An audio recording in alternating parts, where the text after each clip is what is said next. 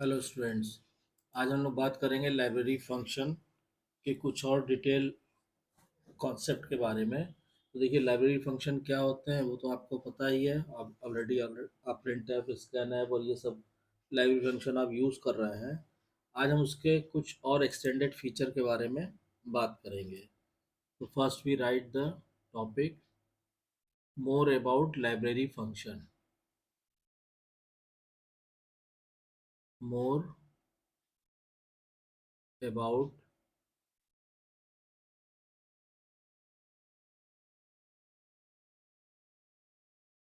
Library functions in C language. ठीक है।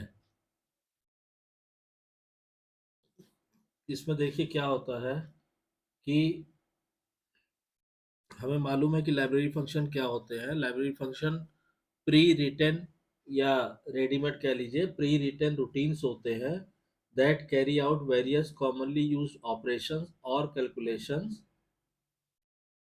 इन C. They are contained within one or more library files that accompany each C compiler। मतलब अभी तक तो हमें मालूम है कि जो लाइब्रेरी फंक्शन जो होते हैं वो प्री रिटन सब रूटीन्स होते हैं। और वो इसलिए लिखा जाता है, जैसे जैसे हमने कहा प्रिंट एफ है, तो प्रिंट एफ करके और आप जो भी चीज़ कोड्स में आप दोगे, आपको मालूम है कि वो चीज़ एज इट इज़ स्क्रीन पे प्रिंट हो जाएगी। ऐसे स्कैन एफ है। स्कैन एफ यूज़ होता है किस लिए? यहाँ पे आप उसका डेटा टाइप दे के, मान लीजिए आपने इस तरह दिया और एम्परसेंड करके वेरिएबल का नाम दे दिया, तो आपने जो भी वैल्यू आप इनपुट करेंगे वो जो है उस वेरिएबल में स्टोर हो जाएगी। तो ये अलग अलग, ऐसे ही आपका पुट करेक्टर है, ठीक है, गेट करेक्टर, तमाम लाइब्रेरी फंक्शन सी में ऑलरेडी इस्तेमाल किए जाते हैं। ठीक। अब इसमें क्या होता है कि हर लाइब्रेरी फंक्शन किसी न किसी फाइल में स्टोर होता है, और वो जो लाइब्रेरी फाइल है वो हर सी कंपाइलर के साथ एकम्प्लीट रहती है। जैसे फॉर एग्जांपल की हम बात करें, तो जैसे ये हमारे इनपुट आउटपुट फंक्शन है, तो ये हमें मालूम है कि ये stdio डॉट एच इस नाम की हेडर फाइल में इंक्लूड रहते हैं, डिफाइंड रहते हैं इनके सब रूटीन। ऐसे ही हमने कहा, मान लीजिए हम से पावर फंक्शन यूज करेंगे, पी ओ डब्ल्यू दिया हमने एक्स कॉमा वाई। अब ये जो पावर फंक्शन है हमें मालूम है कि ये किस फाइल में होता है, ये मैथ डॉट एच फाइल में होता है। तो इस तरह की जो हेडर फाइल्स होते हैं उनके अंदर ही लाइब्रेरी फंक्शन ऑलरेडी, इनके रूटीन्स या ये लाइब्रेरी फंक्शन डिफाइंड रहते हैं। अब during the process of converting a C source program into an executable object program, the compiled source program may be linked with one or more library files to produce the final executable program। तो जो source program है हमारा वो link रहता है एक या एक से ज़्यादा लाइब्रेरी फाइल से, ताकि हमें फाइनल एग्जीक्यूटेबल प्रोग्राम मिल जाए। तो जिस तरह के फंक्शन प्रोग्राम में यूज़ किए गए हैं उस तरह की जो लाइब्रेरी फाइल है, stdio डॉट है एच है, मैथ डॉट एच है, स्ट्रिंग डॉट एच है, जो भी है, तो जिस तरह के फंक्शन यूज़ किए गए हैं उससे संबंधित जो भी लाइब्रेरी फाइल है वो प्रोग्राम में इंक्लूड कर ली जाती है। इसका मतलब कि the source programme must therefore include declaration for the library functions such as it would for programmer defined functions that are placed in separate files। तो इन फंक्शन को आपको वैसे ही डिक्लेयर करना रहता है जैसे कि आप यूजर डिफाइंड फंक्शन को डिक्लेयर करते हैं। अब इसमें क्या है कि one way to provide the necessary library function declaration is to write them explicitly as in the multi file program we have already discussed.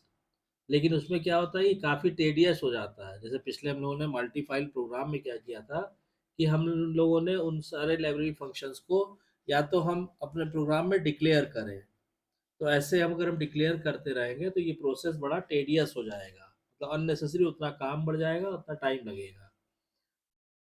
तो फिर क्या करते हैं इसमें कि सिंस ए स्मॉल प्रोग्राम में make use of several library function, तो इसलिए टेडियस हो जाएगा।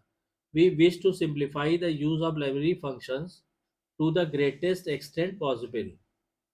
तो हमें क्या करना है, हमने लाइब्रेरी फंक्शन के इस्तेमाल को ज़्यादा से ज़्यादा उसको सिंपल रखना है। तो उसका तरीका क्या है, C offers us a clever way to do this by placing the required library function declaration in special source files called header file. तो हर एक फंक्शन को आप प्रोग्राम में अगर आप डिक्लेयर और डिफाइन करने चलेंगे तो फिर वो बड़ा टीडियस हो जाएगा। तो सी सी लैंग्वेज में क्या हुआ कि इन्होंने एक लाइब्रेरी फंक्शन की सोर्स फाइल बना दी। ठीक है, डिफरेंट तरह के लाइब्रेरी फंक्शन डिक्लेरेशन की एक स्पेशल सोर्स फाइल बना दी और उसको क्या कहते हैं, हेडर फाइल्स। जैसे ये जो हम बता रहे हैं stdio.h, ये हेडर फाइल है। mat.h, ये हेडर फाइल है। ये दोनों जैसे मान लीजिए हमने कहा string.h इंक्लूड करना पड़ेगा, ये हेडर फाइल है। तो सी ने क्या किया कि लाइब्रेरी फंक्शन डिक्लेरेशन के लिए एक स्पेशल सोर्स फाइल बना दी। अब इसमें क्या होता है कि most C compilers include several header files each of which contains declaration that are functionally related. ठीक है, तो मतलब कि जो हेडर फाइल्स होती हैं उसमें एक हेडर फाइल में जनरली वो फंक्शन होते हैं जो आपस में रिलेटेड होते हैं। जैसे stdio.h की हम बात करें, stdio.h, ये जो हेडर फाइल्स होती है जनरली ये इनपुट आउटपुट फंक्शन इसके अंदर होते हैं।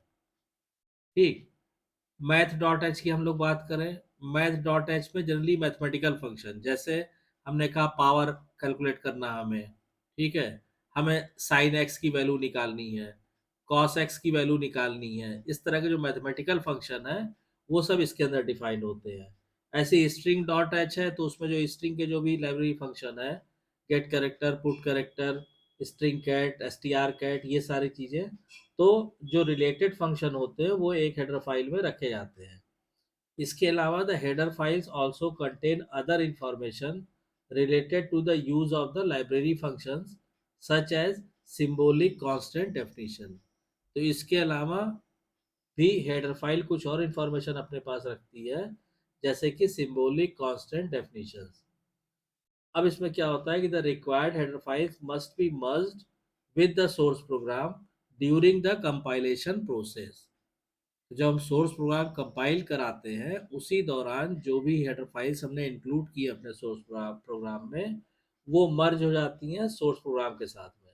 This is accomplished by placing one or more hash include statement at the beginning of the source program. तो वो आपने पिछले प्रोग्राम में देखा भी होगा कि जब भी हम प्रोग्राम शुरू करते हैं तो हम ऐसे लिखते हैं हैश, फिर हम लिखते हैं इंक्लूड, उसके बाद हम फाइल का नाम, जैसे हमने कहा stdio.h, या हमने कहा हैश इंक्लूड और हमने लिख दिया math.h। इसीलिए इसको इंक्लूड करने के लिए हम ये हैश और इंक्लूड ये साथ में लगाते हैं इसके पहले। क्लियर। अब इसमें क्या होता है कि देखिए अब इसी को अगर ये लाइब्रेरी फंक्शन को ही यूज करके अगर हम एक सिंपल प्रोग्राम बनाए कि to calculate the compound interest of any problem, तो वो आप लोग इजीली बना भी सकते हैं। और क्योंकि मुझे जो डिस्कस करना है वो उसके बाद का डिस्कस करना है कि वो प्रोग्राम, उसी प्रोग्राम को आप एक्सटर्नल वेरिएबल की मदद से बगैर है ये हैश इंक्लूड स्टेटमेंट दिए आप कर सकते हैं। तो पहले अब हम प्रोग्राम बना लेते हैं सिंपल कंपाउंड इंटरेस्ट का, नहीं तो होगा तो नेक्स्ट लेक्चर में उसी को कंटिन्यू कर लेंगे। तो अब इसमें क्या होता है कि जैसे हमने कहा कि write a C program to carry out simple compound interest calculation. अब यहाँ पे हमने मान लीजिए हमारे पास क्वेश्चन क्या है, हमने कहा कि write a C program to carry out a simple compound interest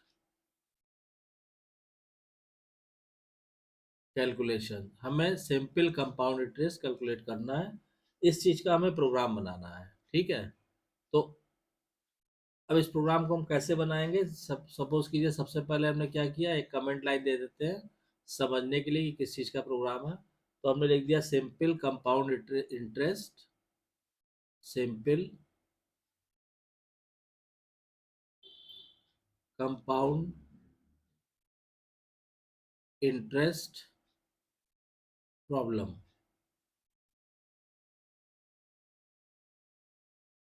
ठीक है। अब उसके बाद हमने क्या किया, हमने कहा इंक्लूड stdio डॉट एच। फिर हमने नेक्स्ट फाइल इंक्लूड की, इंक्लूड मैथ डॉट एच। तो ये दोनों हम लोगों ने फाइल इंक्लूड कर ली। अब इसके बाद हमने मेन शुरू किया। मेन, यहाँ पे पहले जो वेरिएबल की जरूरत है उसको डिक्लेयर कर दीजिए। तो हमने कहा फ्लोट और P R N I F, ये वेरिएबल्स हमने ले लिए। Read input data including prompts, इसका मतलब अब हमको, हमने कहा रीड इनपुट डेटा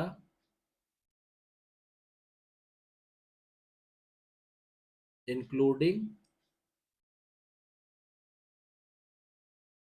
प्रॉम्प्ट्स। अब हम इनपुट डाटा को रीड करेंगे। तो सबसे पहले हमने क्या किया कि भाई हमें कंपाउंड इंटरेस्ट कैलकुलेट करना है, तो हमें प्रिंसिपल अमाउंट चाहिए, रेट ऑफ इंटरेस्ट चाहिए, टाइम चाहिए कितने साल के लिए, तब जाके कैलकुलेशन होगा ना। तो सबसे पहले हमने यहाँ लिखा प्रिंट एफ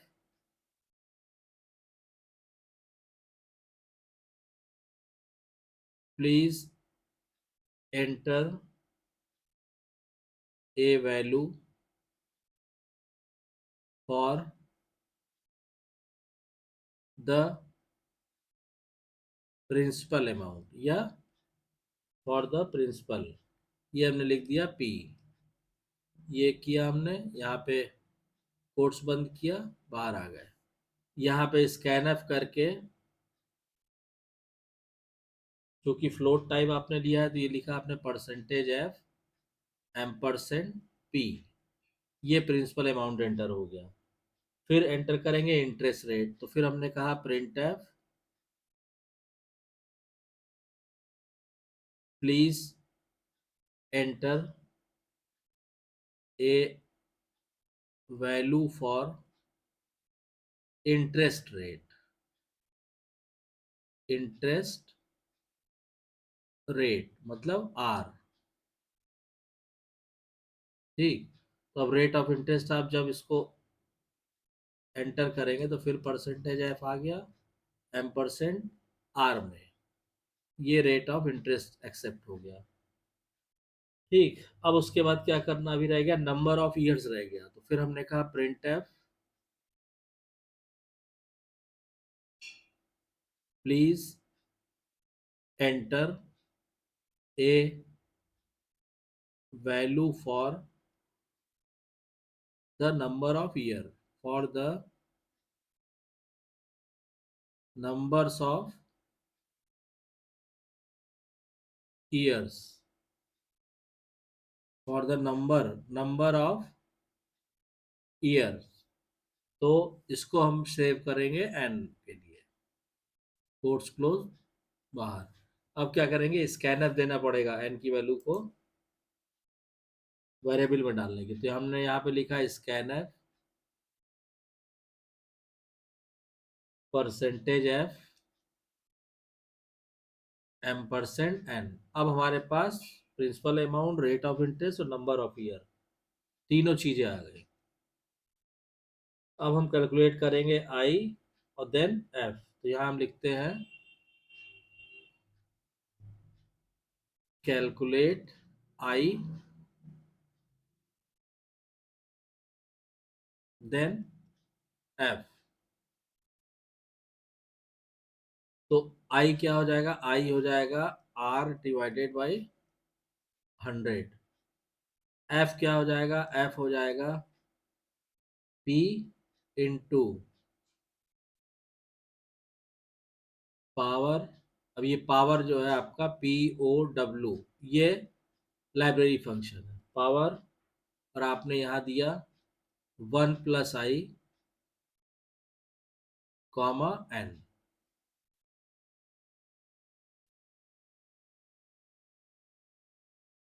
ठीक है।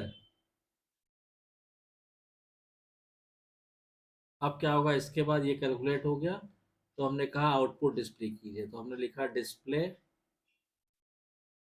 द आउटपुट, आउटपुट डिस्प्ले कीजिए। ठीक है। फिर हमने कहा print F the final value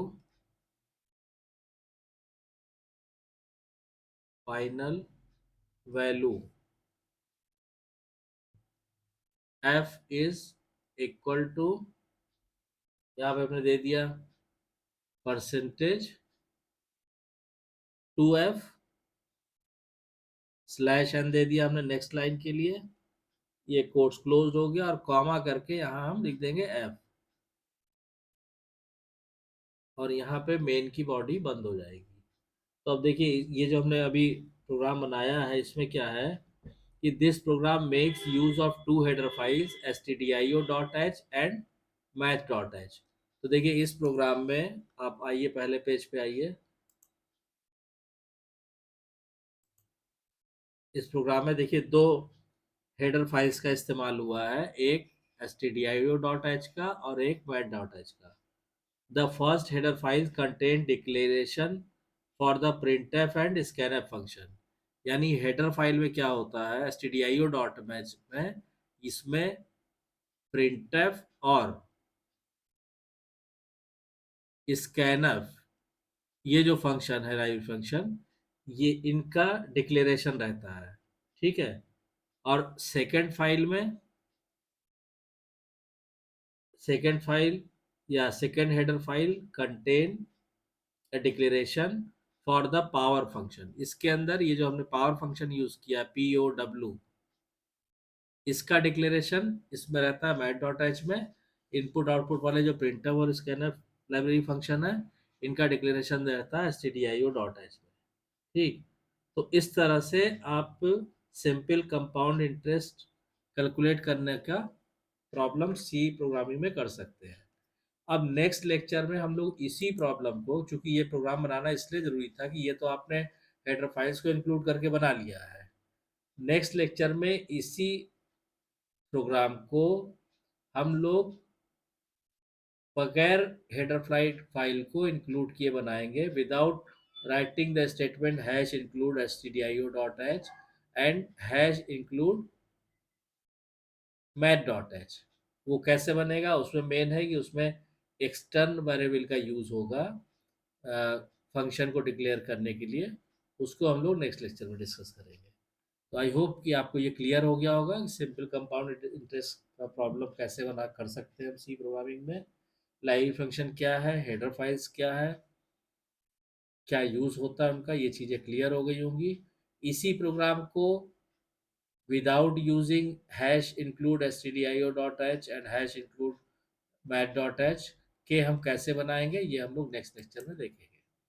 तो आई होप कि आपको वीडियो कंटेंट बढ़िया लग रहा होगा। अगर वीडियो कंटेंट पसंद आ रहा है तो प्लीज़ वीडियो को शेयर कीजिए, लाइक कीजिए, चैनल को सब्सक्राइब कीजिए और नोटिफिकेशन बेल को जरूर ऑन कर दीजिए ताकि नेक्स्ट वीडियो की इन्फॉर्मेशन आपको टाइम से मिल सके। Thank you.